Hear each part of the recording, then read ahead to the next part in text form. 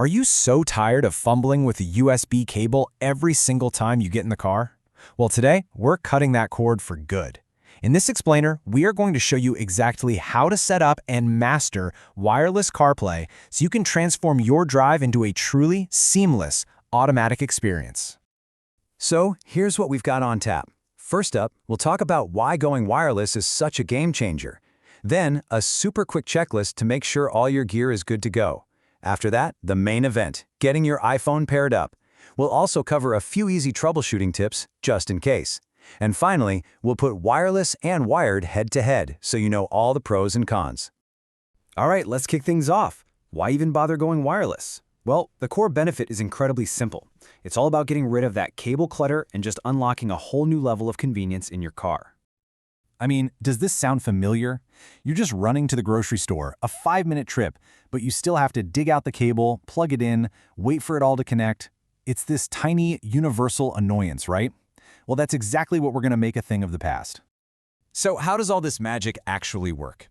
It's a really clever two-step process. Your phone and your car first use Bluetooth to make this quick, secure connection. Think of it like a digital handshake, a quick hello.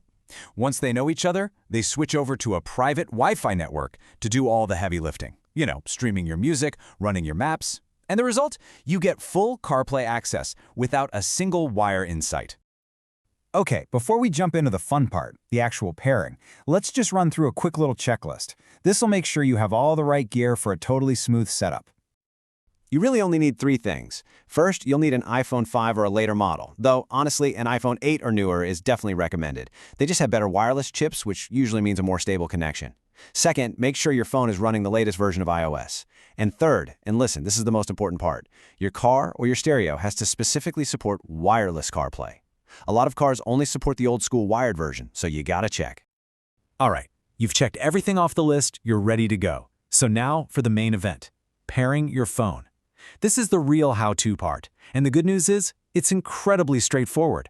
There are basically just 2 easy ways to do it. Yup, your car is going to use one of these 2 simple pairing methods, so naturally, let's start with the absolute easiest one first. If your car supports both wired and wireless CarPlay, this one's for you. And honestly, it's almost too easy. All you do is plug your iPhone in just once with a good cable. Your phone's going to pop up a message asking if you want to enable wireless CarPlay. Just tap Enable, unplug the cable, and that's it. Seriously, from now on, it'll connect automatically. Okay, but what if your car is wireless only? No problem at all. The process is just as simple, the steps are just a little different. First, you want to make sure your car's stereo is in pairing mode. The easiest way to trigger this is to just press and hold the voice command button on your steering wheel. Then, grab your iPhone, head to Settings, then General, then CarPlay. You should see your car pop right up under Available Cars. Just tap it, and you are all paired up.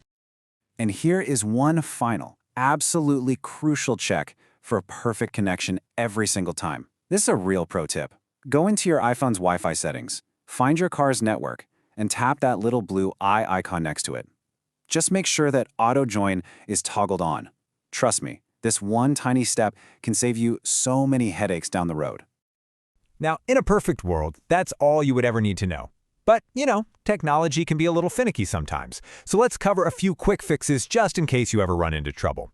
Think of this section as your little safety net to keep your connection strong. So what happens when it's not working? Maybe your connection keeps dropping out, or there's a really bad lag between your taps and what happens on screen. Don't worry, these are actually really common issues, and they have some simple solutions. So let's walk through the top 3 fixes, and these come recommended straight from Apple. First, do a quick check in your screen time settings to make sure CarPlay hasn't been accidentally disabled.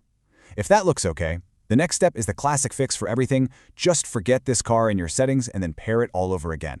A fresh start works wonders. And finally, if you happen to use a VPN on your phone, try turning it off. Sometimes it can interfere with that Wi-Fi handshake we talked about. Okay, you're all set up. You know how to fix it if things go wrong. You're basically a pro now. So for our last section, let's do a direct comparison between wireless and wired. Understanding the pros and cons is going to help you know exactly what to expect. Let's just break this down. For convenience, it's a no-brainer. Wireless wins hands down. But for audio quality, a wired connection can actually carry uncompressed, lossless audio, which gives it a slight edge if you're a real audiophile. When it comes to charging, the cable is the clear winner. It gives you a fast charge while you drive. And finally, stability. Look, a physical cable is always going to be a little more reliable than a wireless signal that can get interference. The bottom line is, you're essentially trading a little bit of quality and reliability for ultimate convenience.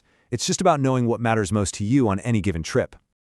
And that's really it. You are now totally ready to enjoy a truly unbound wireless CarPlay experience.